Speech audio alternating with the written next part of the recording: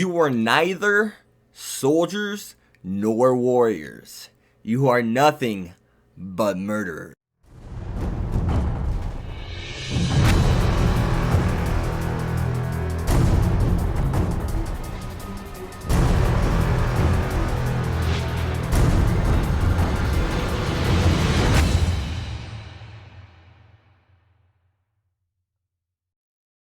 The dialogue between Eren and Reiner is amazing, man. I tell you what, Attack on Titan, once again, there's that reason Attack on Titan is some of the cream of the crop kind of, anime out there. And that's because it knows how to use that action. It knows how to use exposition. And, everything. When it comes to literature, Attack on Titan's mangaka and or author understands how to set up, how to have a rising action and a falling action, and this episode is such a good setup for what's about to come. And I may be more, thrilled about what's to come rather than what just happened. And yes, I know the armored Titan Reiner fought Eren, but still, nonetheless, it's just so awesome to see that dialogue between Reiner and Eren.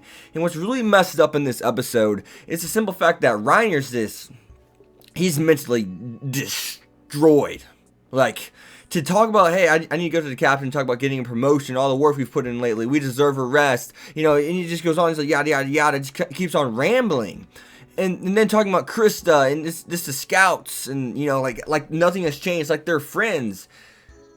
Just to find out that he's he's become a product of his environment. He's become a product of his character. And some of you guys may know this, but I can't remember what the soap opera's name is. But there's this really big soap opera that's still running right now with the mob boss and stuff like that. But the main character in that real life TV show, that soap opera show, he actually has to take like medicine. He actually became a product of his character. He was in this persona, acting as this person for so long. He became that person.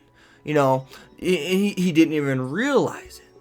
He didn't even realize it. And that's a real thing. People really do. Reiner, that's not being over dramatic. Things like that have happened. Especially when people put on that persona for 4 years. They talk about people, on game shows, how they're actually they become a product of, their commentary, the way they talk, the way they go about it. They end up acting more like the person they're supposed to act on stage. It happens in real life, and that's devastating in this case because this is way worse. Becoming a product that Reiner has become, a product of his environment, versus the product of the environment he really is a part of. That's bad. You can see whenever he said that, I was just kind of like, Reiner. Whenever Reiner said that, it's like, Reiner, you can't say that. I was like, you can't say that, Reiner. You just can't say that. And I knew Eren was going to react the way he did. But other than that, though, Eren actually has some really good development in this episode. I almost said Reiner again because it's another topic I want to talk about with Reiner. But yeah, we see a lot of character development with Eren, how far his character's come. He thinks first and acts later, and we see that he restrains himself. And I don't know if I'd be able to restrain myself. We always have these memes saying, Titan, Titan, Titan, I must kill all Titans, and that's all there is to Eren's character. Not anymore. He thinks before he acts. He doesn't act before, he thinks anymore. At least 95% of the time, right? So we find out that, the main goal for Reiner and Bertolt was actually getting to this Beast Titan. Apparently they're affiliated with him of some sort, somehow, some way. So I'm just kind of like, really? I'm really interested to see, what's going on with this. We just scraped the surface. The story has got us saying, hey, or got us knowing this is where we're going. But you're going to have to kind of put the pieces of the puzzle together to find out where we'll end up. You know what I mean? So we're heading north, but where are we going north? Is essentially what I'm getting at here. But whew, my gosh, and to find out that Bertolt is technically the one who killed Eren's mother, which it kind of flew over my head, and I'm sure it kind of flew over a lot of people's heads because we knew that bullet that the Colossal Inn or Bertolt kicked during that time. We knew that's the one that hit the house, but it's been so long, it's probably just went right over my head. And I was like, oh yeah, oh my god, I had a revelation. I was stroking out, man. I was literally stroking out in my chest, like, oh my god, that's right, he did. And then Bertolt's response, Eren's like, how did you feel? Now, if you guys watched me this far into the video, leave down in the comments below what you think about this. Whenever Eren asked, how did you feel at that moment when I told you my story about how my mother died? He's like, I thought I felt sorry for you. That's what Bertolt said. I would have snapped. I would, it's just one of those things where your body just moves. They say in My Hero Academia, your body just reacts and goes. It just goes. You don't think, you just go. That's what it takes to be a hero, All Might, said. But in this case, I would have been a villain because I would have murdered him. And the dialogue just saying that you two, Aaron's just like, you two got what's coming to you. It's saying, I will give you the most like gruesome death or something like that. I can't remember the exact quote. But oh my God.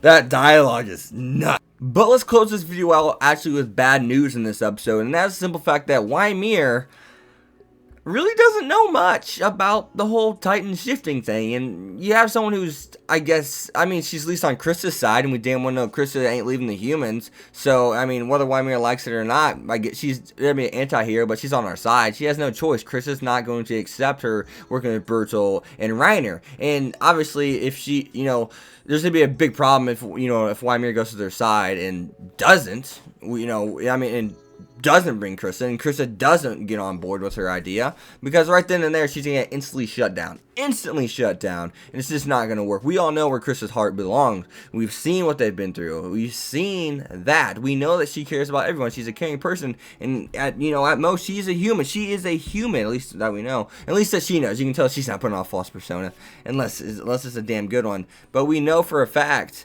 Krista would not go to that side. We know that. So yeah, it sucks having someone who is a Titan shifter but really doesn't know much about it. That's shitty, and that's shitty. So, other than that, guys, as always, you have been Hex. Be sure to leave a like, comment, subscribe. Follow my Twitter at Hex25. See you guys next time. Peace, and oh my God, this episode.